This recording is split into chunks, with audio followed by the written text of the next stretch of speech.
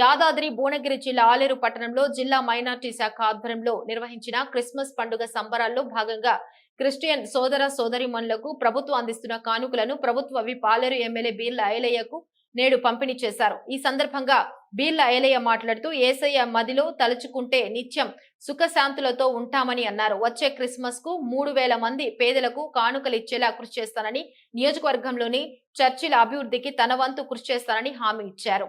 అనంతరం ప్రత్యేక ప్రార్థనలు నిర్వహించి కేక్ కట్ చేసి క్రిస్మస్ పండుగ శుభాకాంక్షలు తెలిపారు. ఈ కార్యక్రమంలో డిఆర్డీఏ మైనార్టీ సెల్ అధికారులతో పాటు పాస్టర్లు, ప్రజా ప్రతినిధులు పాల్గొన్నారు. అందరూ కూర్చోవాలండి, దయచేసి కూర్చోవాలి. ఈరోజు అందరికీ క్రిస్మస్ శుభాకాంక్షలు. వేదిక పైన ఉన్న పెద్దలు మన గవర్నమెంట్ విపేట మండలంగా ఆహ్వానిస్తాం. పాస్టర్ ఎస్డి జోసఫ్ గారు మొడకొండల మండలంగా ఆహ్వానిస్తాం. పాస్టర్ జోసఫ్ రాజు గారు. ఇది ప్రభుత్వం తరఫున నిర్వహించేటువంటి కార్యక్రమం. ఈ కార్యక్రమానికి గౌరవనీయ దప్పిగొండిని నాకు దాహం ఇచ్చితిరి, పరదేశిని నన్ను చేర్చుకుంటుంది. మతాలకు అతీతంగా అందరినీ కలుపుకొని ఒక భారతదేశ పౌరుడిగా జీవిస్తున్నామంటే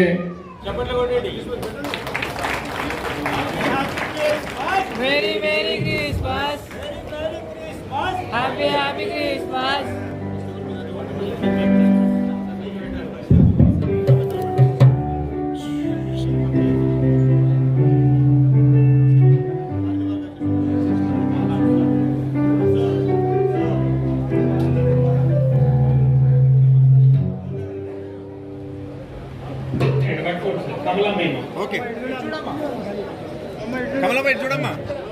కమలమ్మ, బారాజీ కమలమ్మ,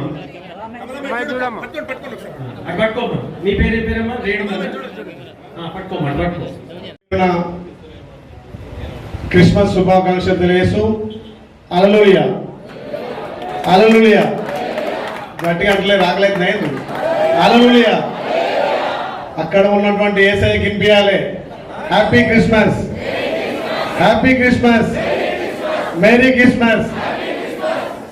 2023 ఈ ప్రభుత్వం నిర్వహిస్తున్నటువంటి ఒక ప్రేమాభావం, సోదర భావంతో అందరం ఒక చోట కూడి ఇవాళ ఈ పండుగ వాతావరణంలో ఆ యేసయ్యను స్మరించుకుంటూ కొంతమందికి ఈ గిఫ్ట్లు అనేది ఒక సాంప్రదాయంగా ఆలయ నియోజకంలో ప్రభుత్వం నుంచి ఒక 1000 మందికి గిఫ్ట్లతో పాటు వారికి ఒక చోట అందరం అన్నదమ్ముల మక్కజల్ల లెక్క భోజనాలు చేసి క్రిస్మస్ను ప్రతి గ్రామంలో ఘనంగా నిర్వహించుకోవడం కోసం ఆ యేసయ్య ఇప్పుడే చెప్పిన పెద్దలు ఎక్కడ పుట్టినని కాదు, ప్రపంచ శాంతి నెలకొల్పి శాంతి, ప్రేమ, దయ, కరుణను చాటి చెప్పినటువంటి ఆ యేసయ్యను మనం మదిలో తలుచుకుంటే నిత్యం సుఖ సంతోషాలు ఉంటాం. ఆమీన్. మరి ఎవరు సపోర్ట్ చేస్తలేదు? అలాంటి మా దైవమైనటువంటి యేసయ్యను ప్రతి సంవత్సరం నేను కూడా అనుకుంటా, ఎప్పుడు వస్తుందా డిసెంబరు, ఎప్పుడు అందులో పాల్గొనాలి అని చాలా సంతోషం అనిపిస్తుంది. ఒక మాటలో చెప్పాలంటే ఇవాళ ఈ వేదిక మీద అంటే ఇక్కడ నుండి మైనార్టీలు కానీ, ముస్లింలు కానీ, క్రిస్టియన్స్ కానీ, హిందువులు కూడా 100% మా బిడ్డ అని చెప్పి నన్ను ఆస్వాదించి ఇవాళ ఈ ప్లేస్ కూర్చుంటే ఆ యేసయ్య ఆశీర్వాదం చెప్పి చెప్పక తప్పదు. ఇప్పుడే మా పెద్దలు, మా చైర్మన్ గారు చెప్పారు, మా కుర్మ బిడ్డ అంటున్నాడు. నేను కుర్మ బిడ్డతో పాటు మీ అందరి బిడ్డను, ముఖ్యంగా యేసయ్య బిడ్డను.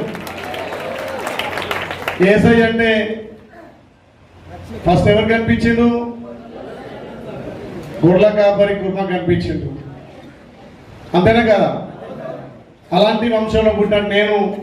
మీ అందరి సేవ చేయడం కోసం నన్ను యేసయ్య పంపించిన అనుకుంటున్నా. మా డాక్టర్ చెప్పారు, మరి మా తమ్ముడు ఉన్నది ఉందా అంత పొడగొట్టుకున్నాడు. నా తన ఏం లేదు, మా యేసయ్య దీవెన, మా ఆలయ ప్రజల ఆశీస్సులు మాత్రం నాకున్నాయి. ఇంతమంది ఆశీస్సులంగా ఏది కూడా అవసరం లేదనిపిస్తుంది, అంతేనా కదా?